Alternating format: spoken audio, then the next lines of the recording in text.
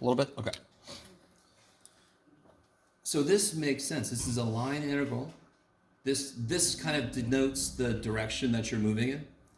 And this is your vector field you're traveling through. So of course I'm going to only count the parts that actually line up or line against me as I move. How's that? Is that okay? Love you guys. Okay. This can be written like this. Because we know what the curl is. I pointed this out when we figured out the curl. I pointed out that the last element of it, so the K element of it, was actually equal to this up here. So these two are immediately just the same. Not by design, but just because of the way it kind of works out. So I did talk about this, and I tried to preface for it when we talked about the curl. I noted that the last element of it looked like Green's theorem piece. Yes? There is one more way to write the Green's theorem, and that is using the divergence. And if I take a step back with this, here's more in your face about direction of motion here. So if I do this, here's what Green's theorem looks like with using the divergence instead.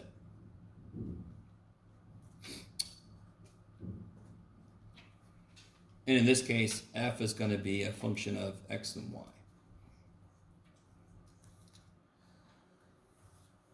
Now, which formulation we use? Whatever is easiest in whatever situation we're in. I'm not going to make you memorize each of these things. I want you to know how to evaluate something, but I will give you the formula for if I want you to use one of these two things. Yes.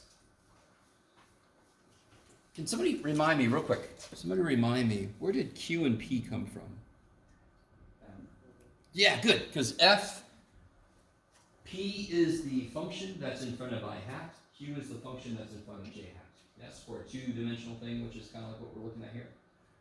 You guys kind of with me? So it makes sense if I dot it with dr, I'm going to kind of pull out those elements. Okay, and that's why, so like this guy makes complete sense, because if I have the P dotted with the I piece, which is the x direction, bam. Q of this dotted with the J piece, that's what's going to be non-zero. That's the y direction. That's there. I love it.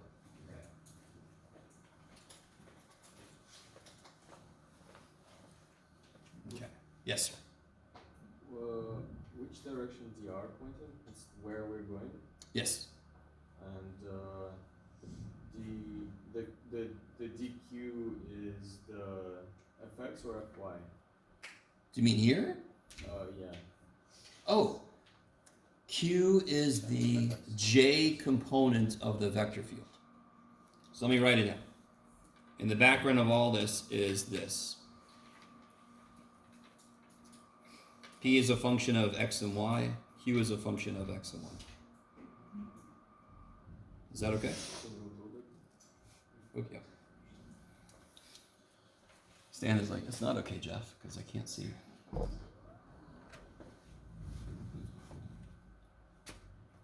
So, this is kind of like the main driver of all of this.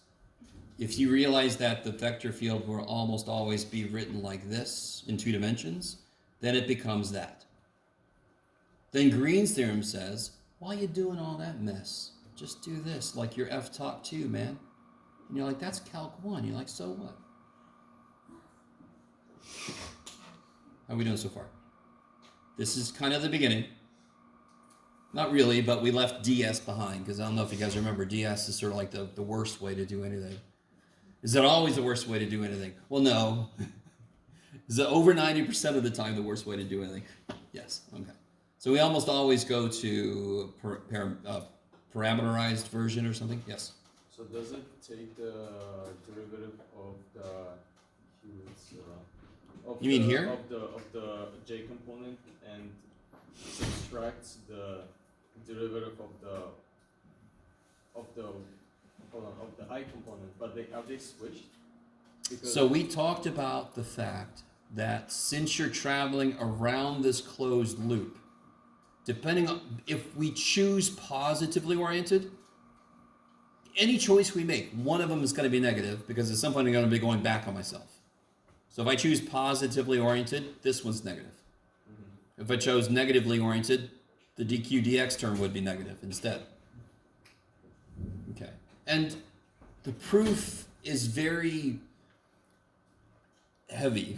So just to remind you guys, I kind of showed how this piece becomes this.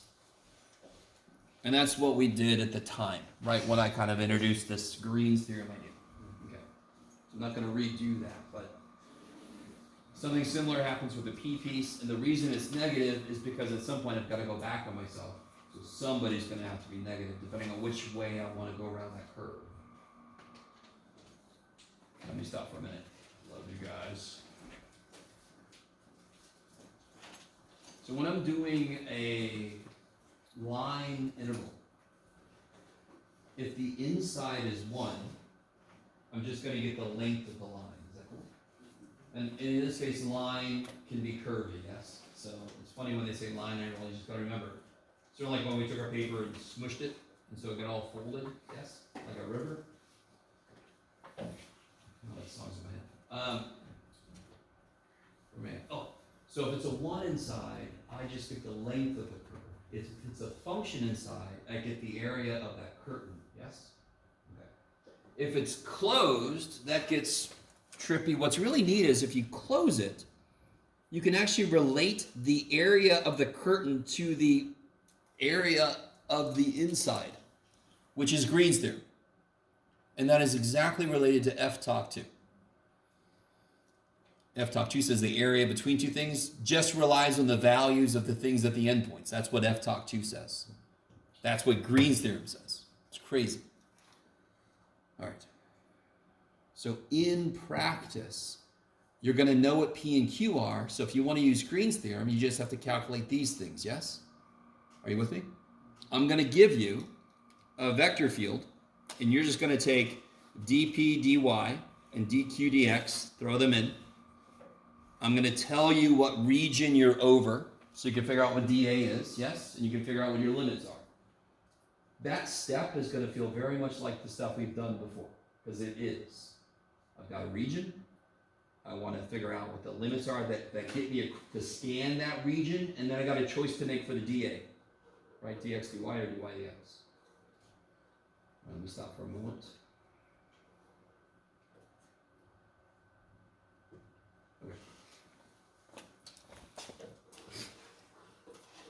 So this is important. This is going to come up later. So just to remind you guys, this is another way to do Green's theorem using the curl, and this is another way to do Green's theorem using the divergence.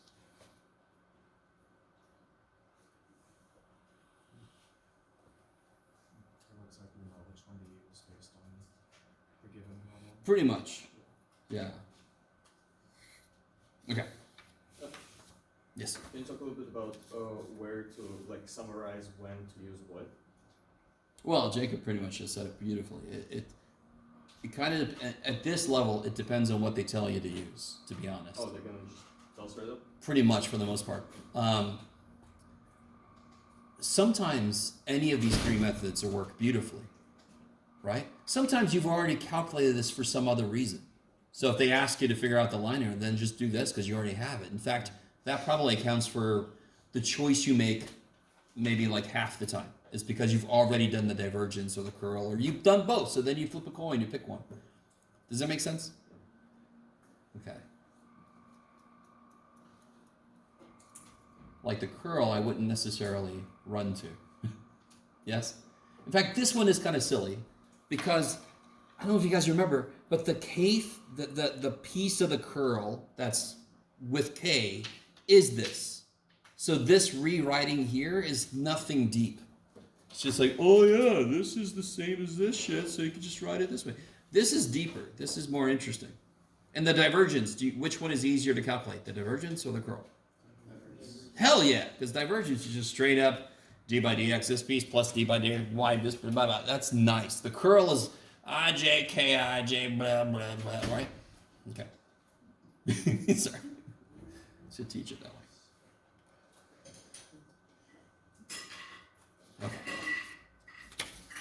So, getting back to where we left off. I want to come back to this picture because I really want to make sure you understand what's going on here. Because this is pretty cool. Yeah, let me not lose that. Okay. So everything's fine. So I kind of didn't really give this justice. I was sort of not as focused as I wanted to be at the moment. Here, perfect. Do you all agree if I unfold this dirty rag? It's a rectangle, yes? So this is my my U and this is my V. I could fold it around something and make a cylinder, yes? Ooh, which means every UV element from the parameter domain got mapped to a location on the cylinder. Are you with me? Now obviously I can make a wider cylinder with this if I wanted to use all of the inputs. So here's what I said last time, which is not false, it just isn't the whole story. This doesn't exist in the picture. There's no XY plane I can kind of look at to see where the inputs are coming from. This wraps into the shape. And this kind of shows you, this is here. It's just wrapped, yes? Which is nifty. Parameter domains take on the shape of whatever they're describing. XY plane is the XY plane. Its inputs go up and go on the surface. Parameter domains actually get in there and wrap around. Okay, maybe. That's trippy. You guys get that idea? If I had a beach ball and a towel, I could throw the damn thing over the towel and take a rectangle and make it into a sphere. Yes? Which is more like what that's saying up here. Okay, maybe. Pretty well. Okay.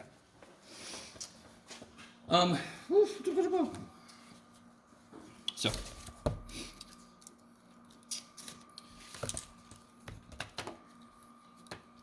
Okay. Let's do an example of finding parametric equations for a surface. Let's try a nice one.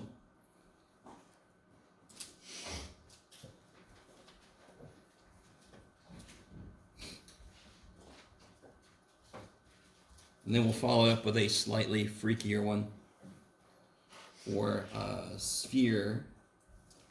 X squared plus y squared plus z squared equals 9. 9. Is this 16.6? Totally. Yes.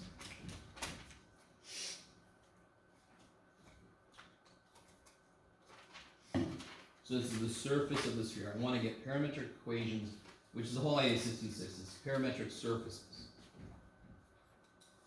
And when you first read through this, I don't know what you're thinking. You're like, holy, it could be whatever. It could be anything, Jeff. What do you want me to do? What coordinate system does this desk really want to live in? Holy shit. Okay. Do you guys remember what anything is?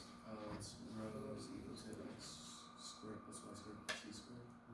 And then True. What's x? x is cosine. Good. And then it's So one way to remember this real quick, I'm sorry. Z is rho cosine phi. So when you have rho, the cosine part is z. The sine part is in the xy axis. In the xy axis, x has a cosine, y has a sine, correct? So do you see how rho cosine phi is z, rho sine phi is left over. So if I take the cosine piece of this, that's x. So how do I get y? I take the sine piece of the thing that I'm working with. Rho sine sine.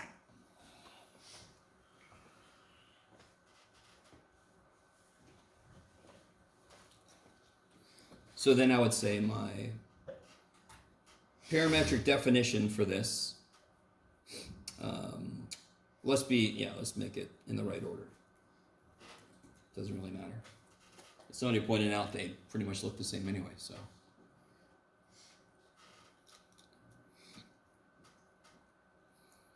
Do you all agree with me, real quick, before I get too far? Do you all agree with me that I started with 3 variables? Well, what are each of those 3 variables based on now? Now be careful. What's rho? No. What is rho? What exactly is it in this problem? 3. So what is x actually? And this is 3 sine phi sine theta, and z is 3 cosine phi. So how many parameters define my surface now? 2. That's cool. Yes? So instead of having x, y, z, and they each kind of like give me a different point of the sphere, I actually take a rectangular region in this fictitious parameter realm. And if I fold it, it becomes real, it becomes a sphere. So I only need 2, and it should make sense. It should make sense. A sphere is 3-dimensional, yes? But isn't its surface 2-dimensional? Isn't the surface of a sphere 2-dimensional? It's just been curved, correct? So this should make really good sense that I shouldn't need 3 variables to describe this. I should need 2 parameters to describe this. Okay. So this will be 3 sine phi cosine theta I hat plus 3 sine phi sine theta j hat plus 3 cosine phi k hat. That is the official, what do you call it? Parametric definition of a sphere. So what I want to do right now, say again? If we had general equation, would just be root rho in front of all these things instead of 3. Oh, sure. Yeah. It's whatever the specific radius you want. Yeah. So everybody got that written down?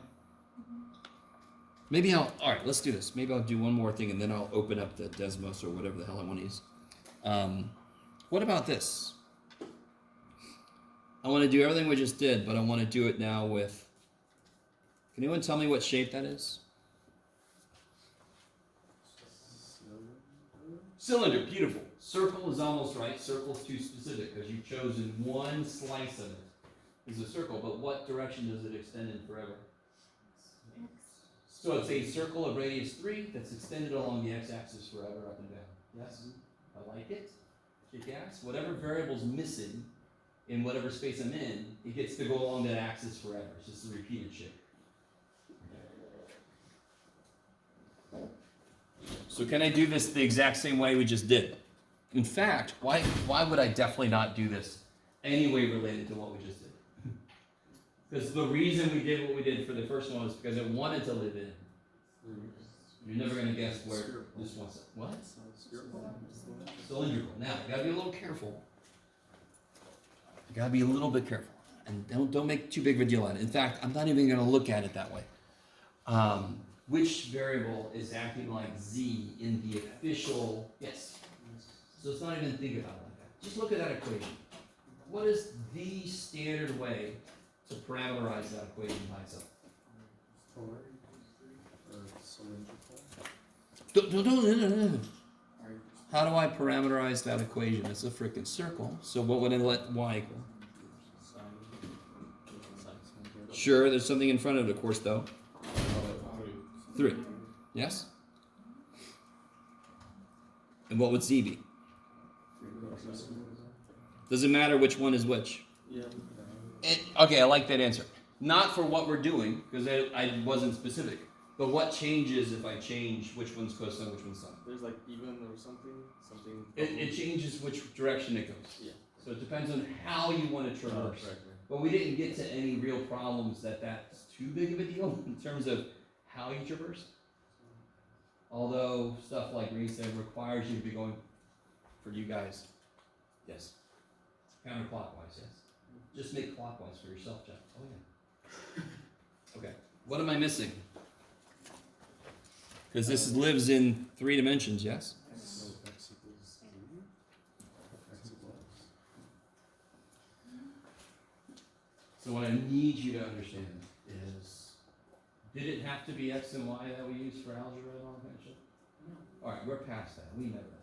Yes? So does it have to be u and v that I use for parameters? Does it have to be t? No, it doesn't have to be anything.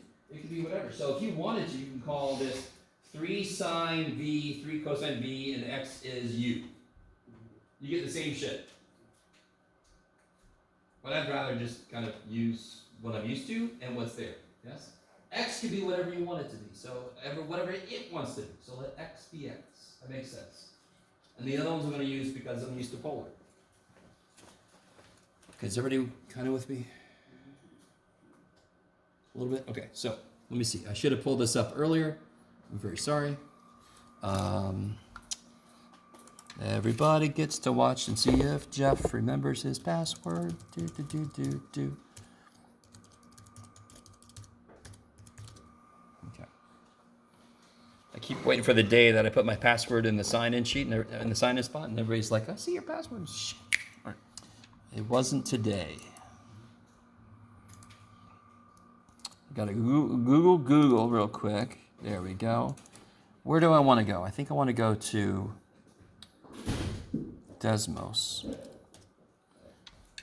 want to go to Desmos 3D. And I want to sign in. See if I remember this shit. It knows me. Oh shit, Jeff, did you make it the same password? Oh shit. Probably not. Sorry. No, I'm not going to remember my path. Okay, it's too bad.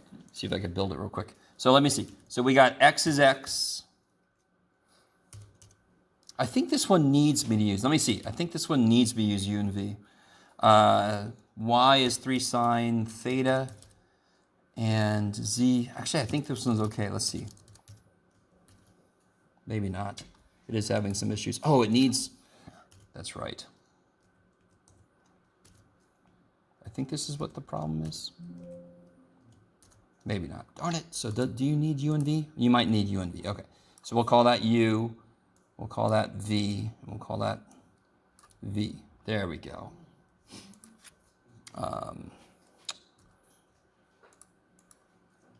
U was my x, right? Yes. U is my x. So we'll go negative 10 to 10. And v was my, 0 to 2 pi. There we go. Now, what gets really neat is if I do this. What are you going to do, Jeff? Do it. Oh, let me do this instead. Yeah, there we go. I'll call this A, and I'll call this B. B, I want to go up. Is everybody doing all right? You guys doing okay? No? I'm sorry.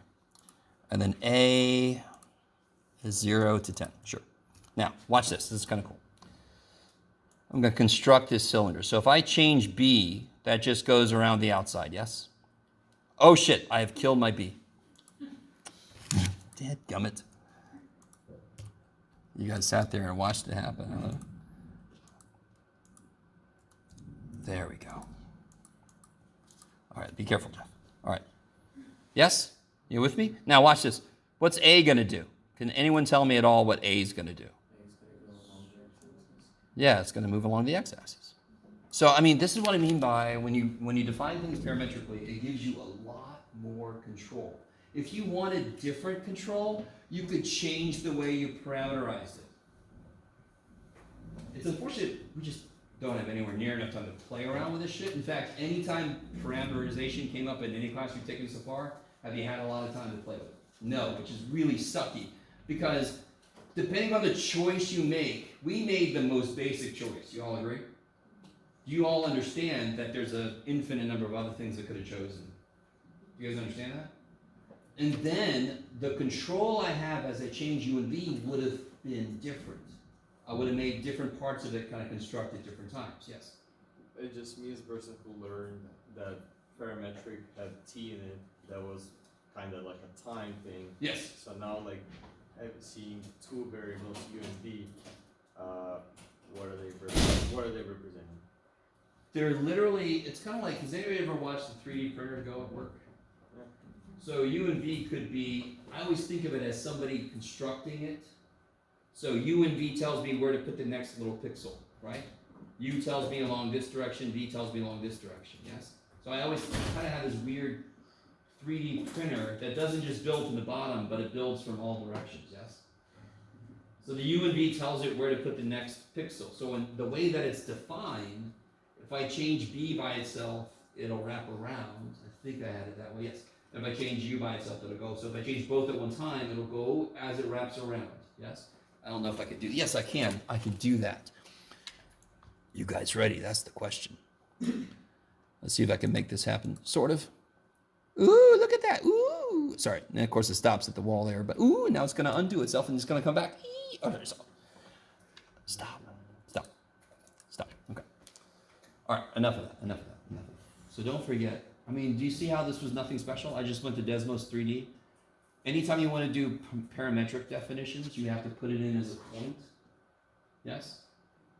And apparently Desmos requires U and V. It's probably how it's hardwired, which makes sense. So it doesn't have to have too much programming to handle whatever. But in real life, it doesn't have to be U and V. How are you guys feeling at the moment? Okay.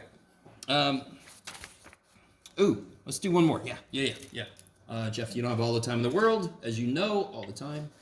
But I got to do one more example. What about this?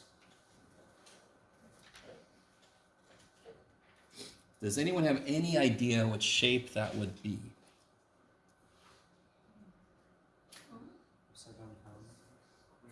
Say again, yeah? Cone. Ice cream cone, yes? When z is 0, what's the radius of the circle? If I square this, don't I get a circle with radius z squared over 4? Do you guys see that? I get x squared plus y squared equals z squared over 4. So if z is 0, that's a point. As z gets bigger, my radius gets bigger. That is a cone, yes? Okay. How do I parameterize this? Parameterize.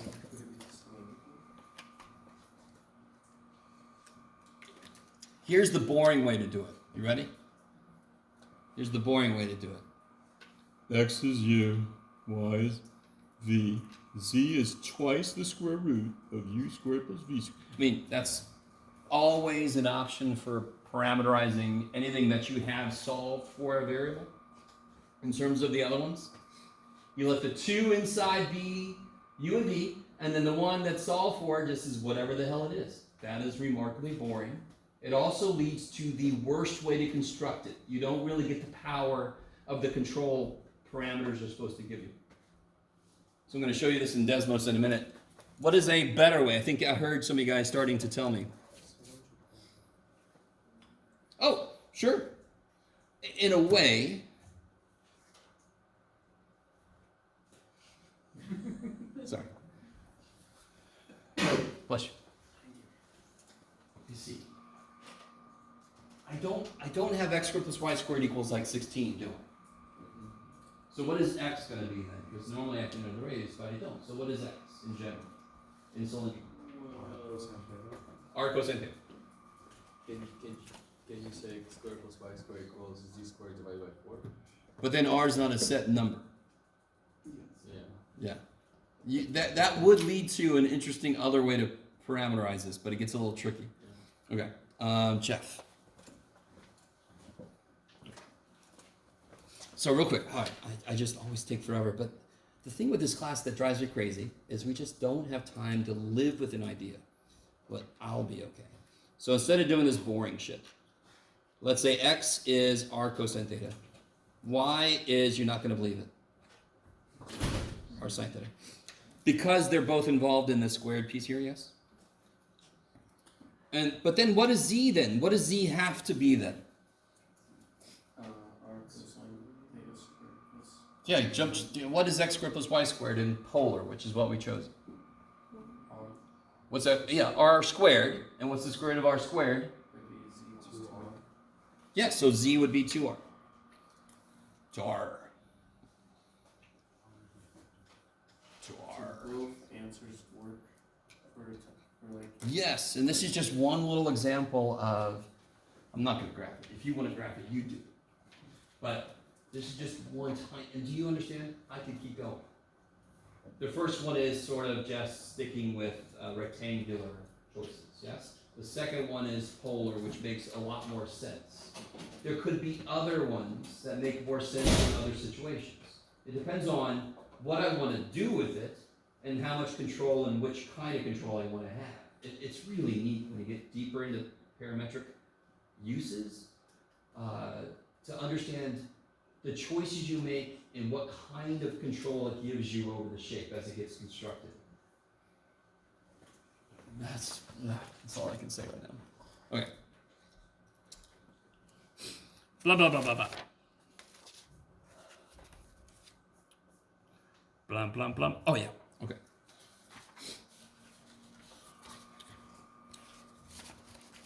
I think, therefore I am. There I am. Okay, good.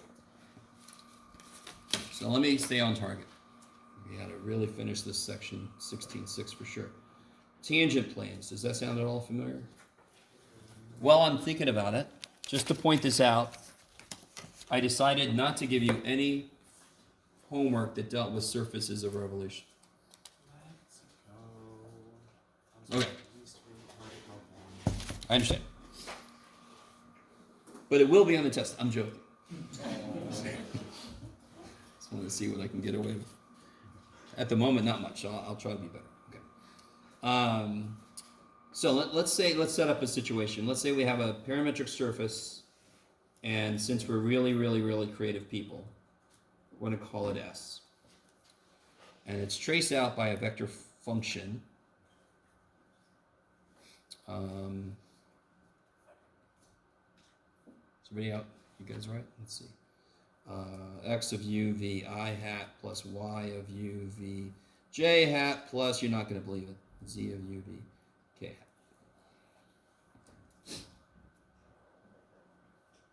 What I want to do is I want to find a tangent plane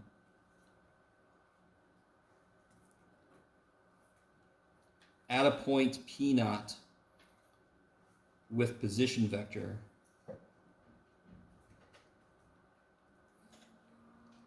get out of there, Jeff. R of u naught v naught. So real quick, if I have a surface and I want to get a tangent plane to the surface, you have to tell me a point. If you gave me a point, I could find a tangent plane of the surface at that point. Yes, we've seen this in action before. I actually had animations on Desmo showing me the plane kind of curving as we moved around. Yes? We'll take your word for it, Jeff. Okay.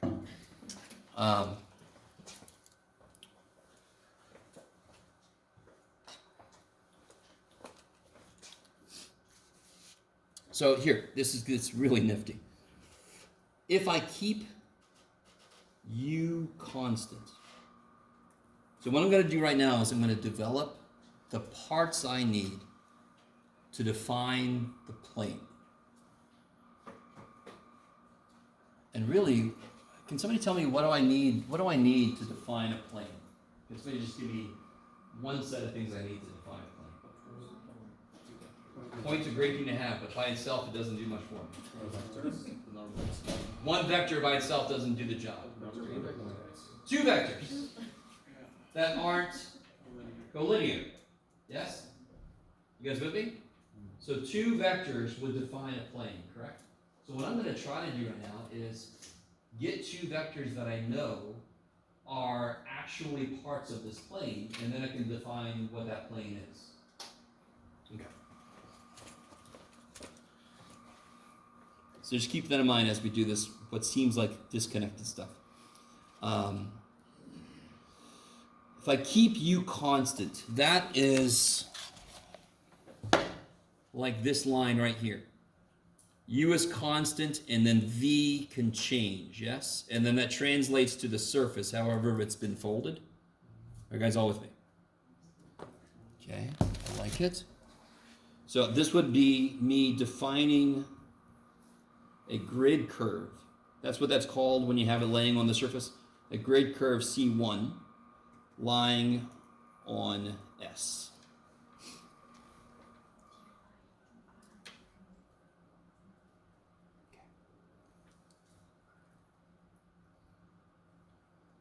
So if I keep U constant, the tangent vector to C1 at P naught. Sometimes I always think when you're in math, it feels like you're in legal class, trying to figure out the legalese. All right. I'm keeping U constant, correct? And now I want to know the tangent vector to the C1 curve. C1 is going to be moving only in the V direction, correct? Does that make sense? Because I'm keeping U constant. Okay, maybe. Some of you guys are with me. Okay. So why does it make sense then what I'm about to write? You ready? The tangent vector to this at P naught is RV.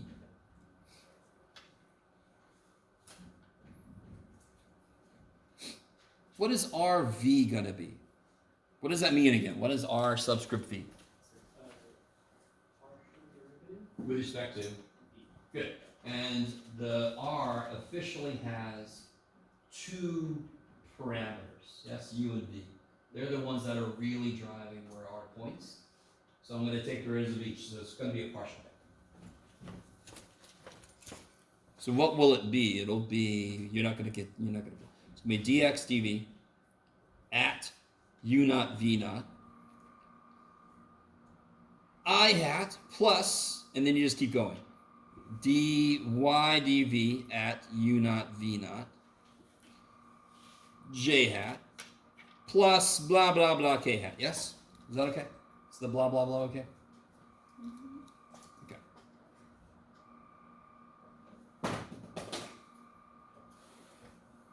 Don't worry, we will do a concrete example in a moment. That will then be a vector that kind of runs along one side of this plane.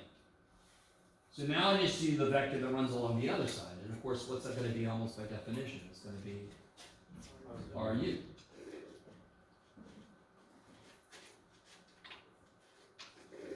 In the parameter domain, U and V are perpendicular to each other.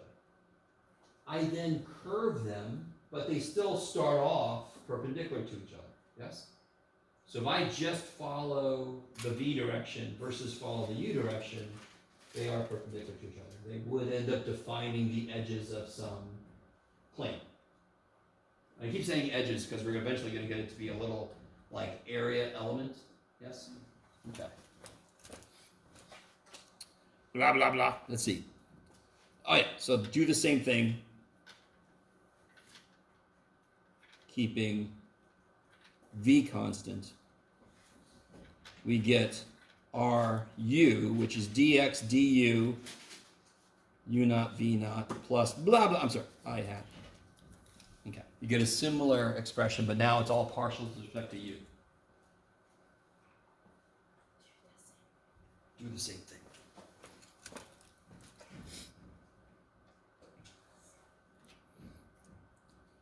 So what I'm really getting, well, we're getting there. We're not quite there yet. I can't show you that picture yet. We're not quite there.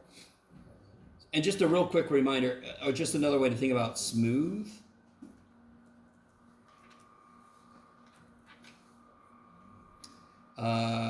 If RU crossed with RV is never zero, then it's smooth.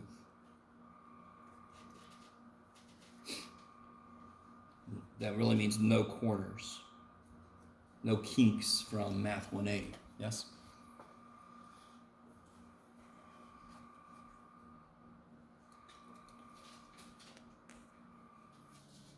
Yeah, I can't quite. Nope, not yet. Okay. So let's just do an example. Before I get too far. What do I need to get the equation of a plane? I mean, what's the main thing? I need two vectors, sure, to define a plane geometrically. what do I need, and it kind of goes along with that definition of smooth. What do I need in order to get the equation of plane? A point. A point, and 2 vectors. I don't know if you guys remember, I had 2 people up here with pencils and paper. Yeah, 2 vectors. What was the pencil? The normal vector, kick ass, right? Okay. I always think back to the day, like, well, I could have made you guys do almost anything up there, man. No, you just had paper with a little pencil. Do you? I'm going to try to show you this. It might be too early. Here's my parameter domain. We're not quite to surface area yet, but this would be like, let me make sure I get this. It doesn't matter, Jeff. I think this would be like RV, and this would be like RU. So you see how those are the vectors that are describing that little patch, which is, believe it or not, the technical name for this is a patch. This little piece there. Yes? Okay. So, in order to get the normal vector that I need, that would just be RU cross RV. So let's try an example, and let's see if we remember how to construct the equation of a plane once we have that normal vector.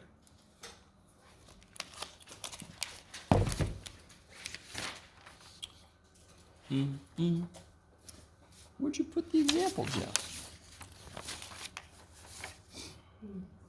Here we go. Perfect. So let's say, has everybody got that? I'm sorry. I'm taking that away. Is everybody with me? Okay. As always, you're at least in the same room. So I want to find the tangent plane to the surface described by R of uv equal to u cosine v, u sine v, v. Now that might sound somewhat familiar to you guys, although I've turned the locations of those around a little bit. If it doesn't, you're fine. So they have to tell me at what point, and in this case I'm going to give it to you like this, at u equal 1, v equal pi over 3.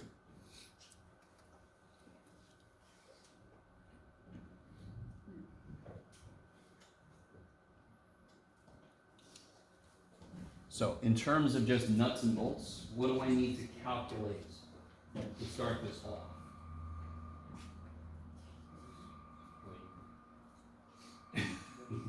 I understand, it's like, first you have to get the answer. Then you look at it. Are you an RV? Yes? Go ahead, Ellie. Calculate RU and RV. Find the point that U and V. Yes, and then at some point we've got to get the actual point. So you can do that if you want to, Jacob. Yes. It's all on your shoulders, man. Okay. Nothing major, right? Come on.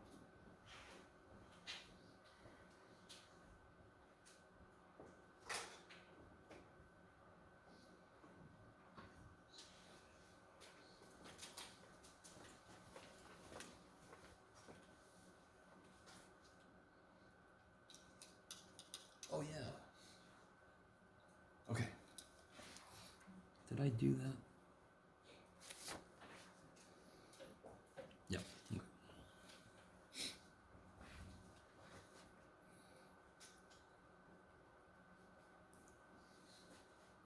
So this is nothing too bad, right? What's RU? Cosine V. Cosine V? Plus sine V. Sine V? Oh, okay, yeah. 0, yes? Or like Zach said, you could put it in component form like this. You just leave off the k hat entirely if you want to. What's RV? Negative U sine V. Yeah, I see now my linear is really kicking in over here. I'm sorry. If I'm going to do this, I should do it in Math 281 speak. Those are vectors, yes? So this would be, sorry, go ahead. Negative U sine V. Good, negative U sine V. U cosine V. U cosine V. 1. 1. Kick ass. And you could put it in that form if you want to. I don't want to. I've got those. So those describe the edges of my plane. Those are kind of like, well, not really the edges. I'm thinking about the patch, but this is not there yet. Those are two vectors that lie in my plane. So how do I find the normal? And I know that they're orthogonal. Well, I know that they're not collinear because I happen to know that they start off orthogonal. So as much as I bend them, they're never going to be collinear. Okay. Well, some bends might do it, but not this one. Now you're plugging the points. Huh? Now you're plugging the points. Well, okay, so Jacob said at some point, Jeff, we have to get the point. Yes? So we can do that right now. What point does this plane go through? Yeah, so it'll be cosine of pi over 3. I like it, which is 1/2. Rad 3 over 2. And then Pi over 3. Good.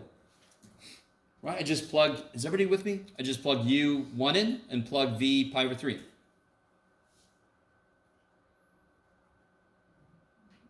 So I've got my vectors. I've got my point. How do I get my normal vector?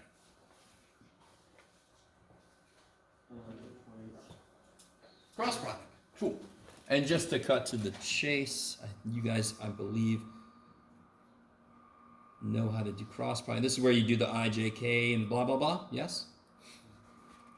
So what I got, I don't know if anybody's already done this. I got this. If anybody did it, you can double check me.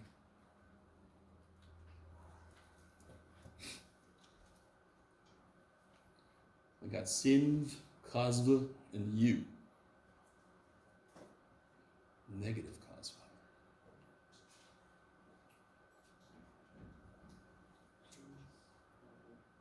phi. Okay, and so do you remember from this is a really good time to do this because the final's coming.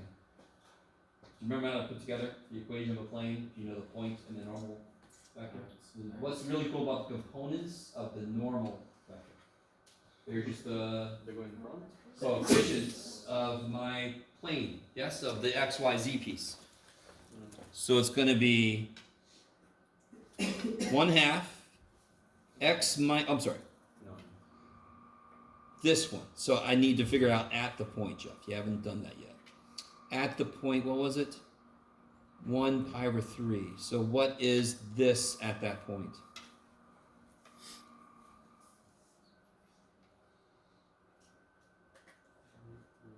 Yep, root 3 over 2. Negative 1/2, yes? 1, good. I got too excited. This one's a little tricky because it has some repeated points. But so this is my normal vector. Let me put that down there. So this will be the coefficients. So rad 3 over 2 is going to be the coefficient of the x piece. What is this x minus what? X minus 1/2 from the point plus, well, actually, minus 1/2 times y minus rad 3 over 2. Where do you go? Plus 1 times z minus pi over 3. And that equals 0. Does that sound at all familiar? The A, B, C from the normal vector? And then you just plug the point in. It feels like you're constructing a line, and it should, because it's just one dimension up from that. And then, just real quick, if you actually multiply this out, some stuff will cancel, which is kind of nice. And I'm going to pull over the pi over 3. So these cancel. So then your plane equation is this, which is a trippy equation, but too bad for us. Okay. So at any point xyz on the surface of the cylinder, that would be the plane. Yeah, actually, let me be careful. At the point I gave you, that would be the plane, the tangent. Yes. On like a test, would just the 0 equals root 3. Yeah, you're good. Yeah. You didn't have to solve the pi. I just always like it to be something x, something y, something z equals number. Yes. But you don't have to put it that way yet. So I like this problem because it kind of brings back old stuff in a very new context. Okay.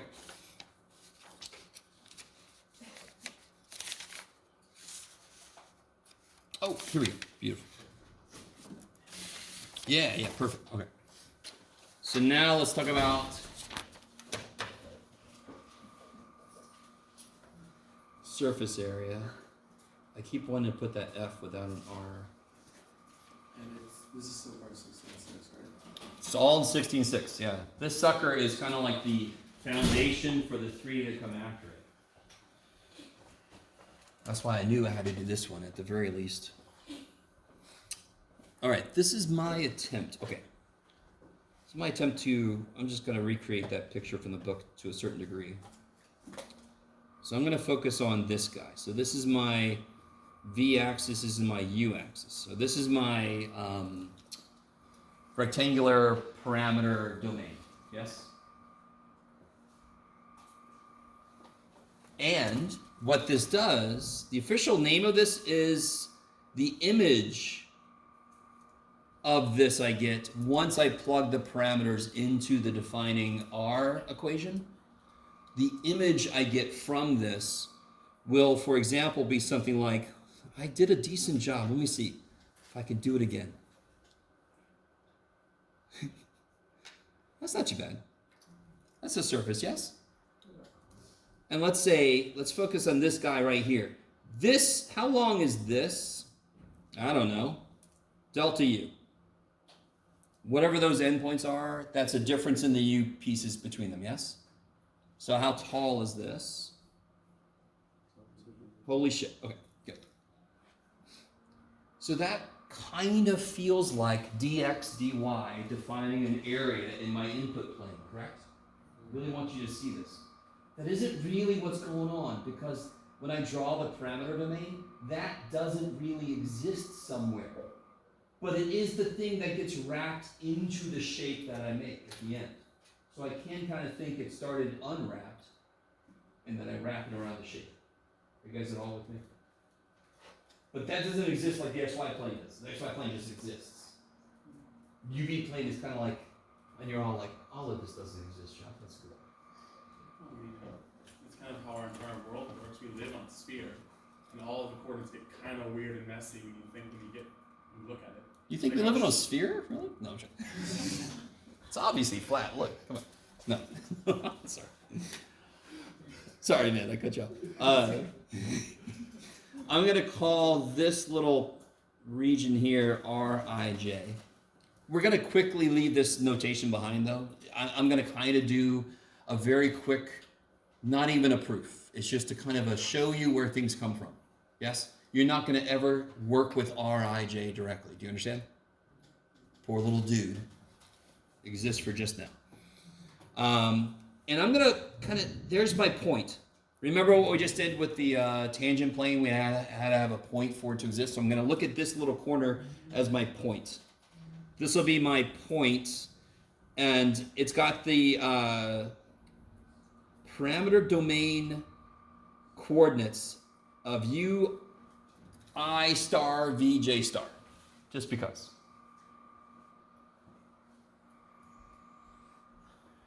Quick side note, Riemann sums.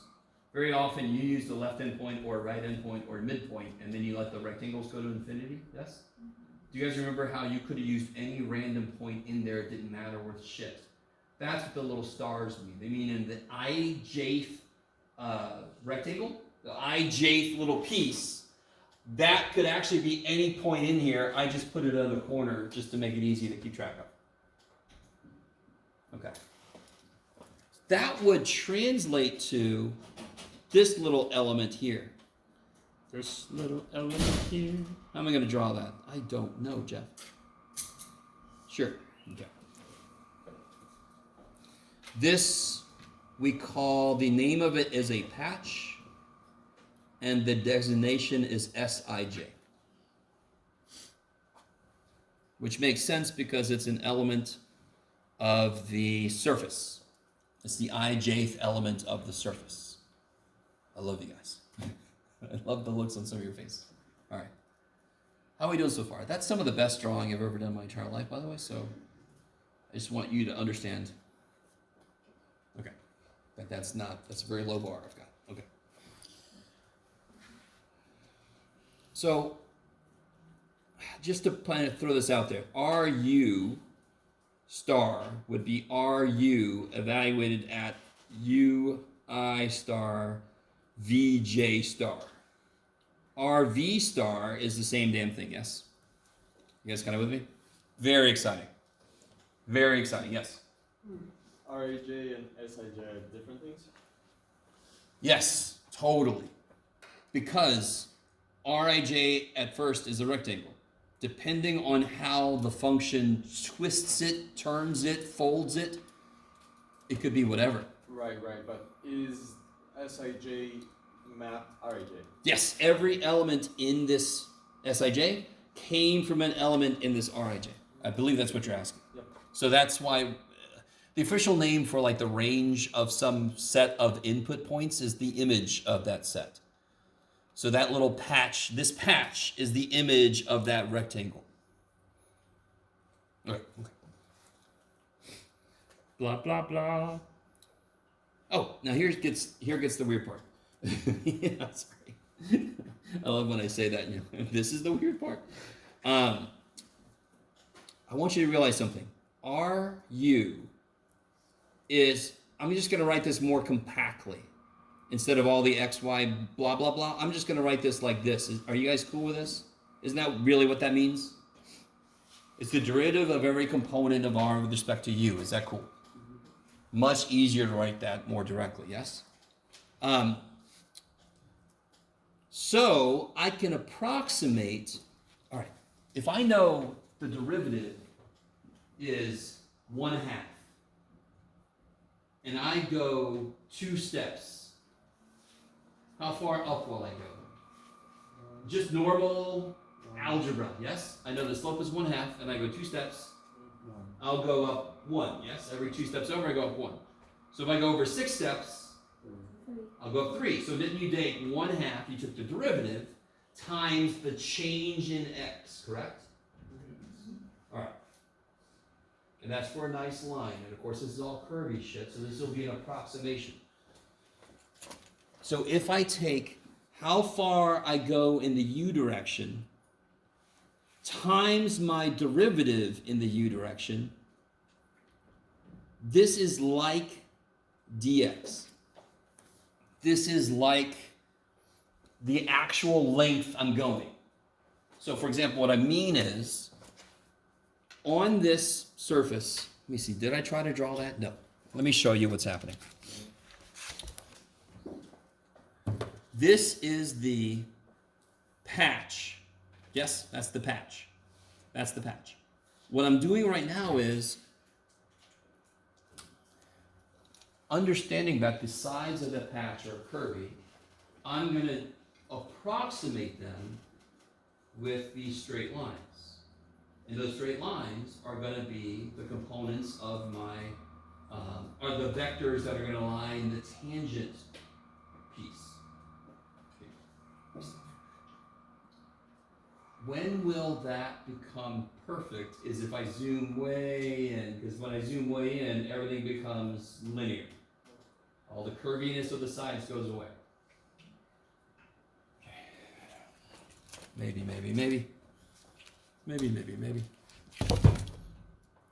So I do the same thing with RV. Blah, blah, blah. So delta V RV is like dy. So here's what I mean. I should say like delta x and delta y. It's my fault. I'm getting ahead of myself. You know, like, I didn't even notice, Jeff. Okay. So, do you all agree that this and this are actually the length of these two sides here? The approximation I just did, yes? And if I let it go infinitesimally small, it's actually perfect. Because we're assuming this is a smooth surface, which means it's got no kinks in it, corners. Okay. So what I effectively have is maybe at worst, a parallelogram where this is delta VRV, and this is delta URU. If I'm trying to get the surface area, I want to get an element of the surface area, and then I want to add all those up. That's what so much of what we do is based on. If I can represent an element of the thing, an element of the line length, an element of the surface area, whatever, and an element of volume, and then I just add all of those up, I end up with the total volume, or the total length, or in this case, the total surface area. Yes? Can somebody remind me, if I have a parallelogram defined by two vectors, how I get its area? Not just the cross product, the length of the cross product. Good. I know you were trying, okay. So this guy's area is equal to the length of RU cross RV, which we saw come up before, yes?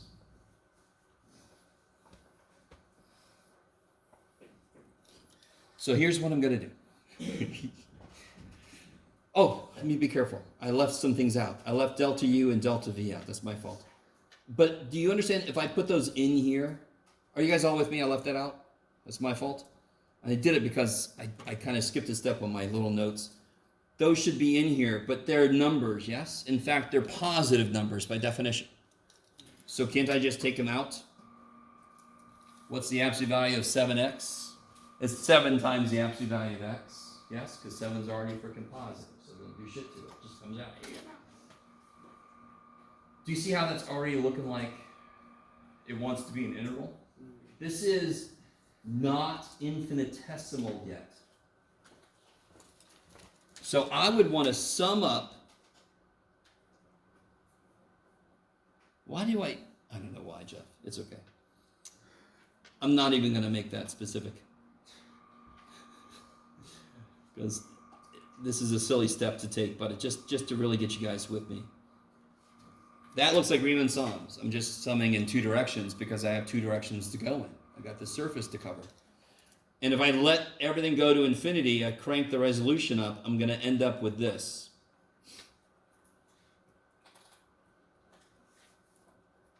I'm just going to put that as dA, because that's the dB2. And so that's why I wanted to make that earlier. It's like delta x, delta y, so eventually it just becomes dA, which again is part of the choice we can make as to which order to do things in.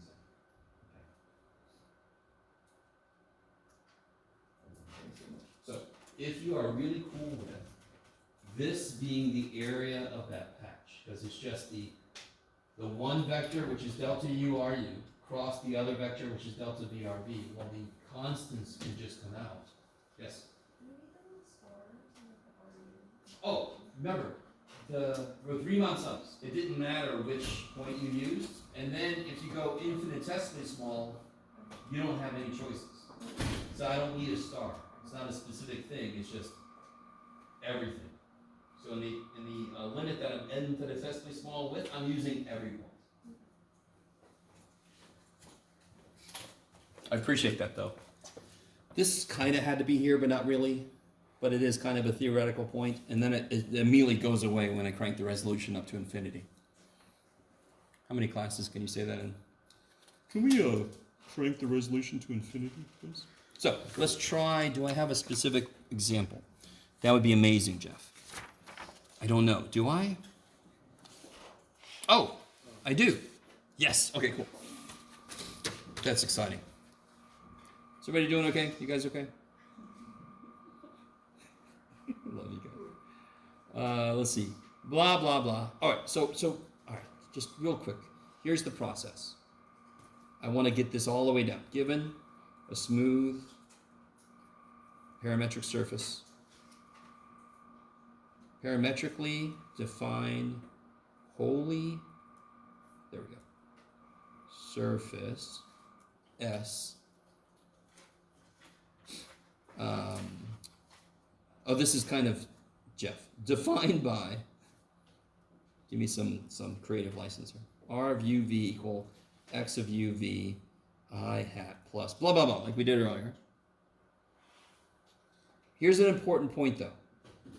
And S is covered. Not. I always want to make that converge or something. I still do. Covered just once, and I left it E as UV ranges across D. So, do you understand how it's possible with, especially with trig functions? I'm going to get a lot of repeats if I'm not careful to limit my UV.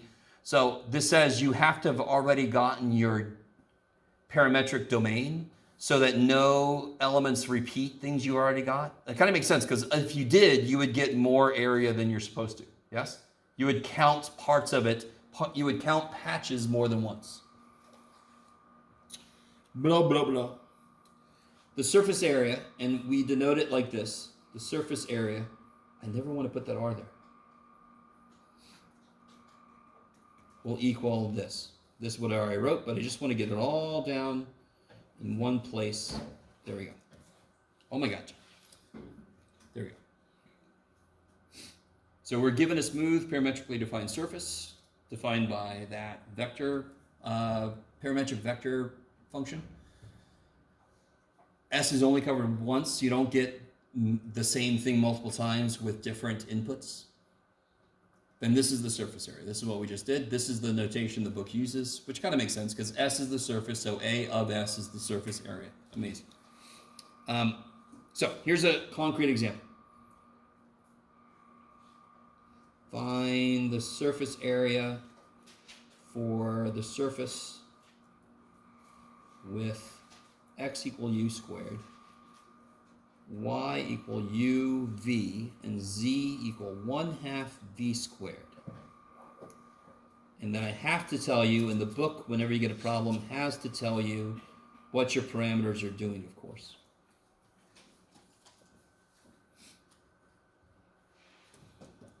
Does anyone have a good first step? Because I don't. I have no idea. I brought this here because I don't know.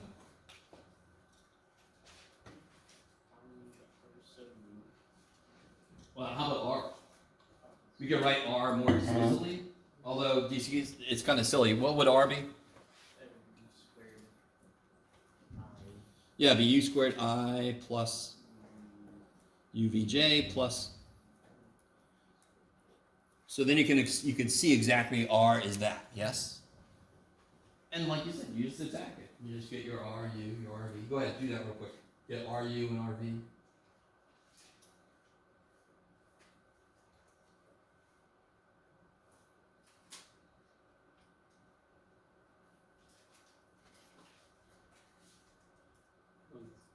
Is this z equals 1/2 v squared? Yes. Or 1 over 2 v squared? 1/2 v squared.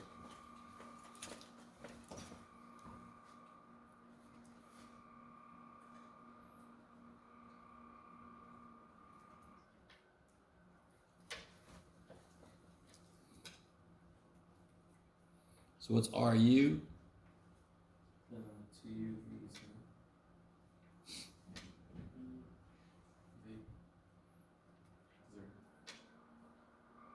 And what's RV?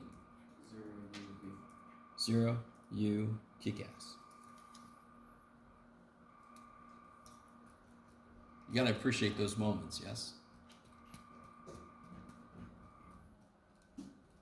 Partials now are kind of like, yes, let me do those, Jeff. Derivatives are always easy. Well, easier. And then what do I want to do? Cross them. Yes, you normally don't want to cross things, but these you want to cross.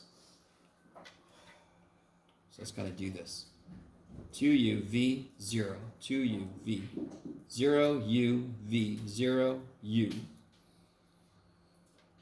And then what I normally do is I do all the I stuff. So this way I get 0 for I. Is that cool? So I get v squared I. Is everybody with me? I get 0j this way minus 2uv j. And then from a k I get 2u squared. And this way I get 0.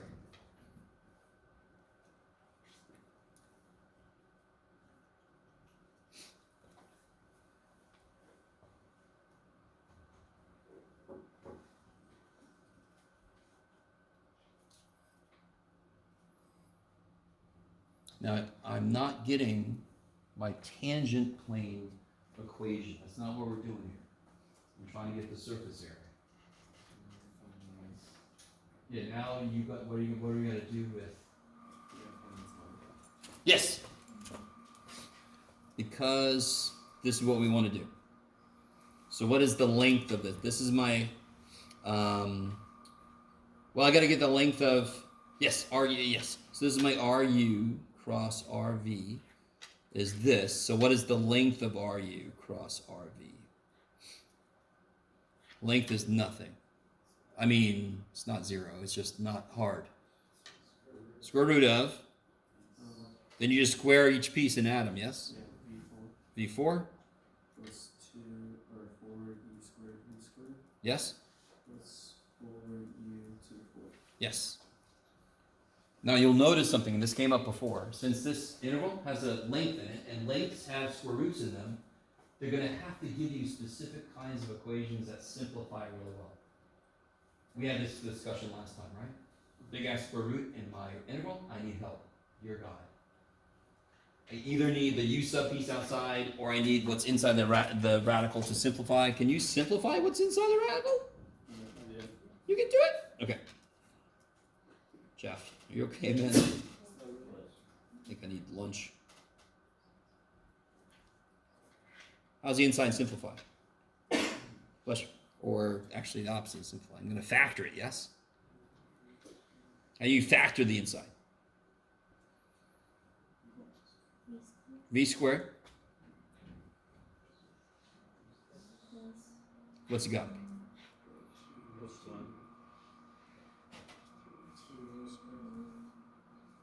Yes? Yes? What's x plus 2 squared? X squared plus 4x plus 4. Doesn't it have that form?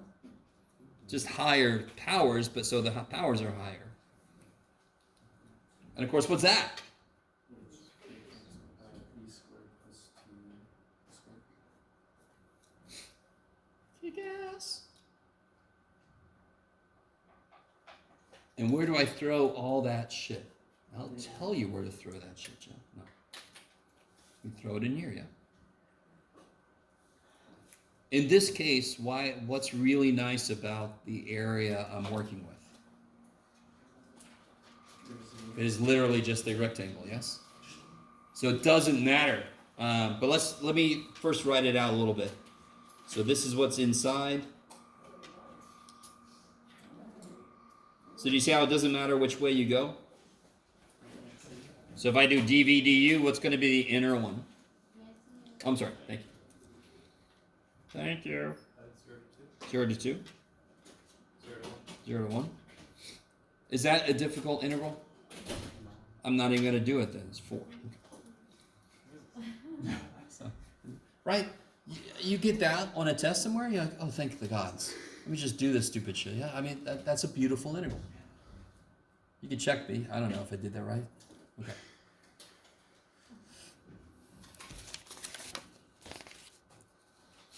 All right. I think we have, we have one more idea from 16.6. I want to say a couple things about the last 3 sections that are now officially kind of like extra credit. Yeah, 16.7, 16.8, 16.9. Let's do this one last thing in 16.6. Maybe I could even let you guys out a little early since we didn't get a break yet. That would be neat, Jeff. Trying to make us like you? No, I just want to leave a little early myself too. Get ready for my next class. Yeah, now, what if we're given a surface not defined parametrically? What if we're given a surface like x equals x, y equals y, and z equal f of xy? Sort of like old school shit, yes? Stuff we're doing back in chapter 12. Z equals x squared plus the natural log of x1. Yeah. So I'm not given it, it's not really parametrically defined, but do you see how it's kind of is parametrically defined? What are my parameters? X and y, yeah. But this still, it's kind of like in a form we're very familiar with in this case. How does that change anything that we're doing? Well, just to kind of cut to the chase. Actually, yeah, let's do this. What would R be? R of xy. It'll be x I hat, yes? Plus y, k, j hat, J hat plus, f of x. yeah, f, good. F of x, y, K hat. k hat. Yes. Okay, so ready with me? So instead of r, u, b, u and v, it'd be r of x and y, because like you just told me, x and y are my parameters here. And just to do that, you guys could double check this, but Rx would be I hat plus, and this should make, you can see this very easily, yes? And Ry is going to look very similar to that.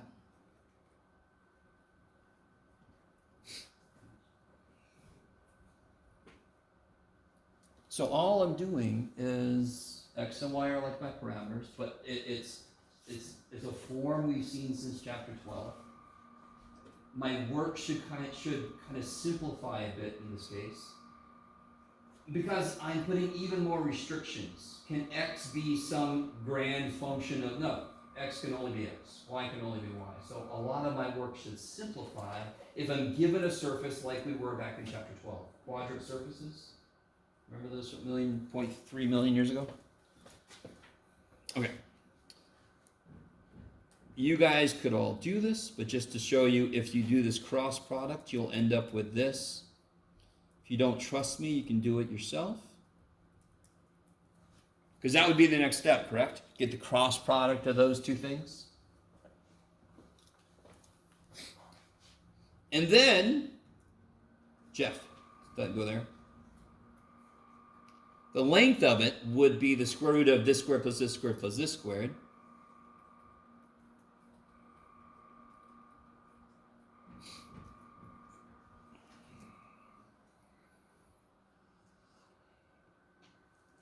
Or I can write this as, because z is f, yes? Either way, they both mean the same thing. Then, the area of the surface, which in general is this,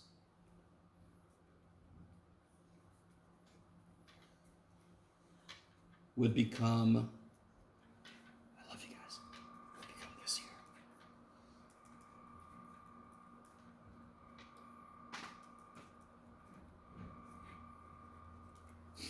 So the point here is, if they give me a surface, we've seen surfaces before, they just weren't parametrically defined officially. If they give them to me like z equals x squared plus 3y cubed or something, that is a surface, yes? But now x is x, y is y, so that's why everything simplifies a lot more than it did when x could be like any r of u and v, I'm sorry, any function of u and v, and y could be any function of u. This is much more restricted. That's why that looks a lot better. I don't know if you guys agree with that. That does look better.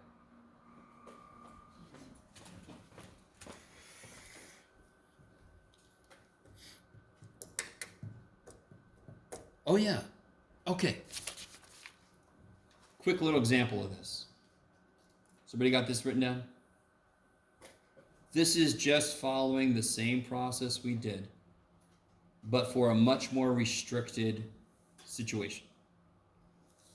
Okay. So let's say I have I want to find the surface area.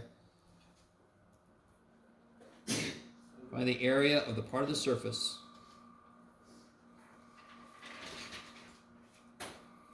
z equals 4 minus 2x squared plus y that lies above the triangle with vertices, I'm sorry, that's right, where'd it go? 0, 0, 0, 1, 1, 1. This should sound, all right, the area of the surface does not sound familiar, but the rest of it should feel like something we've done before. In fact, I believe I used the exact same triangle before. I want you to realize something. If I don't have x as a function of u and v, y as a function of u and v, if I just have x is x, y is y, I actually am living back in the xy plane. I don't have this weird ethereal parameter domain. I'm in the xy frickin' plane. my triangle is in the XY. I keep pointing at the floor because that's our XY plane. This floor ain't lava. It's a Cartesian coordinate system. All right. So if I draw my little domain like we have before, I get that little triangle. Look at him. Look at him. So now this would be, how do I set up this interval? Using this bad boy, right? So I have to make a choice here, correct? Because now this part should feel very familiar. Here's my region. I have to figure out how to break it up, yes? So let me first write the idea. Well, actually, what do I have to calculate first to populate my interval with? Yes? Why the bottom one, not the upper one? The triangle? Oh, because this triangle has vertices. Oh, it should be this one. Oh, I looked at that backwards. Yeah, 0, 1 should be this one. Yes. Sorry. Get out of there. Boop, boop, boop, boop. Thank you. I think I meant this one, but it's too bad. I wrote that. Let's go with that one. So there is a better kind of way to do your DA in this case. But what do I need to calculate to figure out what to put into my interval? The partials, yeah. So what's dz dx? And what's dz dy?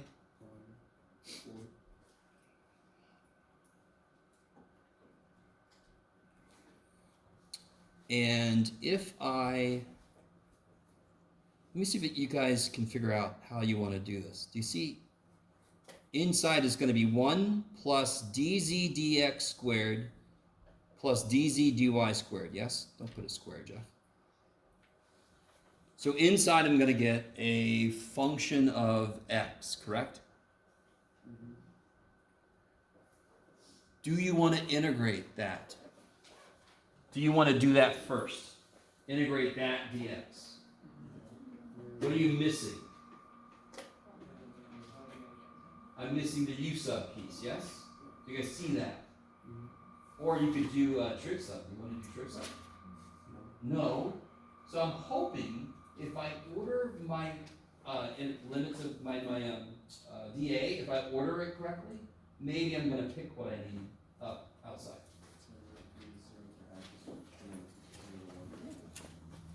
Is this why I wanted it to be this triangle? Did I just write that down wrong? I did. Oh, that's hilarious. Oh my God. This should be 1, 0, guys. I'm sorry. How did I do that? So it should be this triangle down here. Is that okay? Should be this triangle here. Because it should be 0, 0, 1, 0, 1, 1. I just wrote it wrong here. Getting old is fun, guys.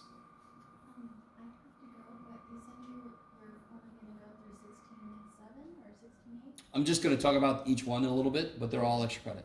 Okay. Yeah. I gave out the practice fund, right? Yes. Okay. So, does everybody understand why I want to do this? Because I don't want to do the dx integration first. I'm hoping I can pick up what I need. Now, how do I define this region here? dy, what's dx? Dx is the easy one. What's he doing? 0 to 1. And y, if I pick a value of x, what is y doing? Going from, what's the definition of this? Yeah. It's going from 0 to x. Kick ass. Yes? So now you can see, if I integrate that inner one, can you guys do the inner interval very quickly? X, yeah. 2 plus 16x squared. And there's my u sub, yeah. So again, it's a little contrived. Of course it is. In real life, this kind of naturally happens with a lot of the processes we observe, but it doesn't always happen, in which case we just use what's called numerical methods, which means we make the computer crank it out. Yes? But it happens more often than you think, so it's not totally made up. It does happen a decent amount of the time. And is everybody cool? This would be an easy interval? Yeah.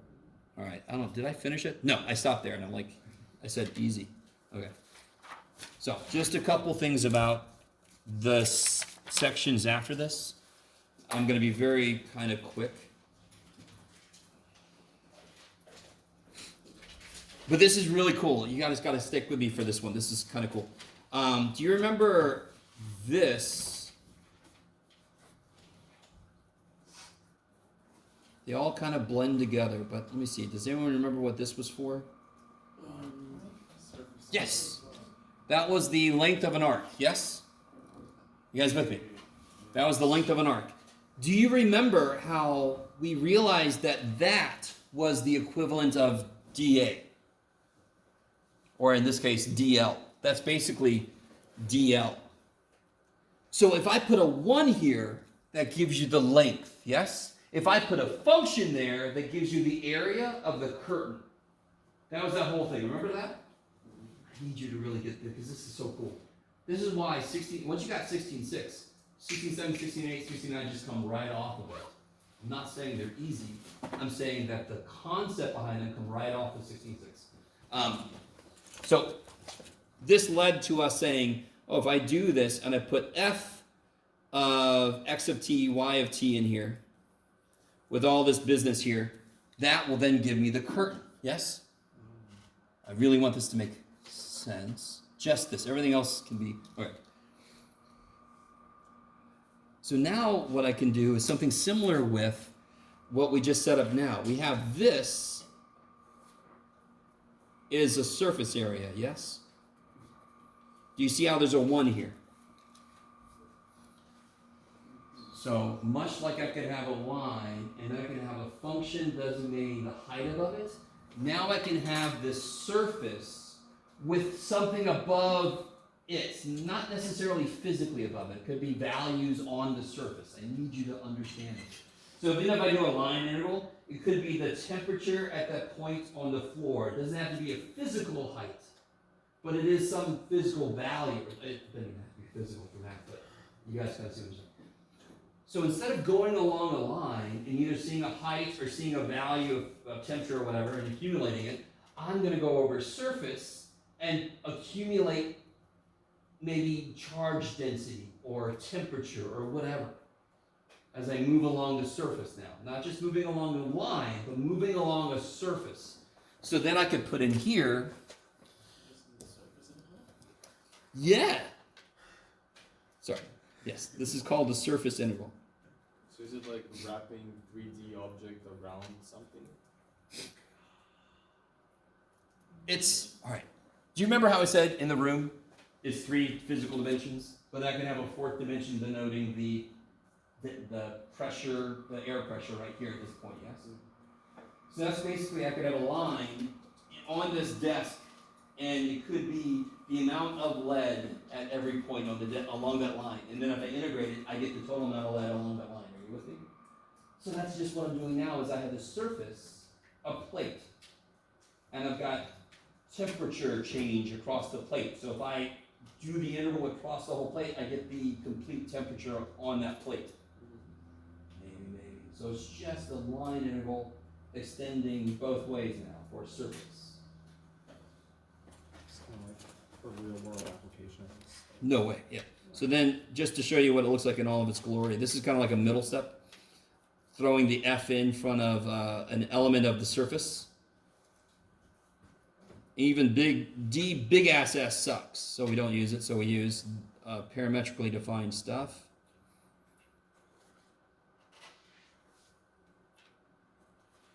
So just like that became the backdrop to whatever function I was working with, this becomes the backdrop to whatever function it is I'm working with. If I make it 1, I get the surface area. Just like for a line integral, if I make it 1, I get the length of the line.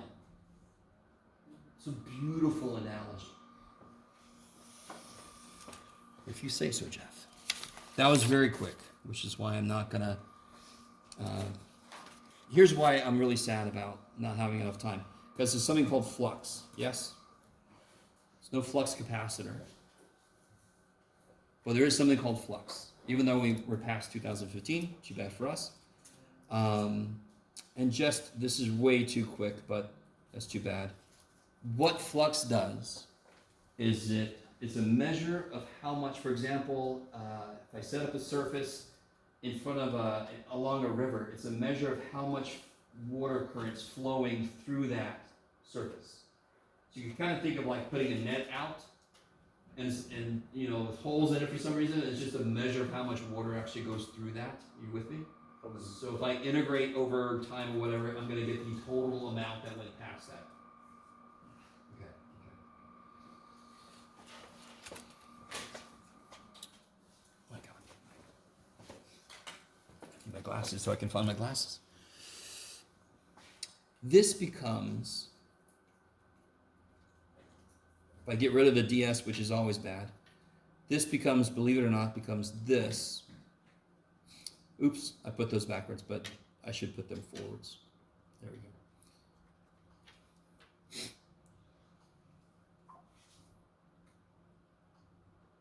And I don't know if you guys remember, but there was a thing a while back where we started with this, and then we went to parametrically defined, and we got this. This looks like this, in a way. These look very similar, don't they? It's just that this has to deal with two directions, this only had to deal with one. Okay, that is crazy fast. And, all right, one last thing, and then I'll let you guys out of here. This is speedrun, by the way. This is just to get you a little bit of a taste of where things are coming and how it relates to what we've done. Stokes' theorem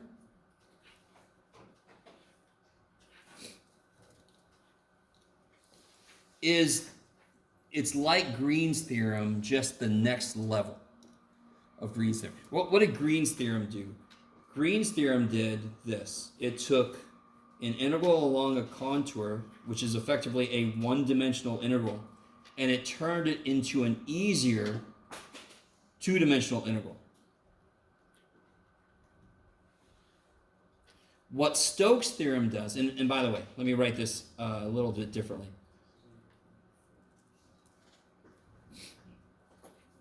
Do you remember this here from before? I said this was going to come up later. This is the curl definition of Green's theorem, yes?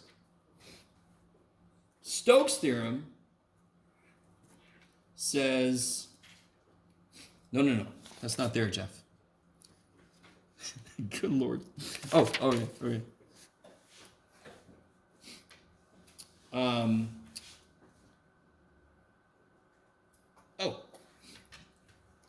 The integral along a contour is equal to the double integral along a surface, curl F ds. Okay. That's way too fast to talk about Stokes' theorem, but it's okay. Yeah, okay.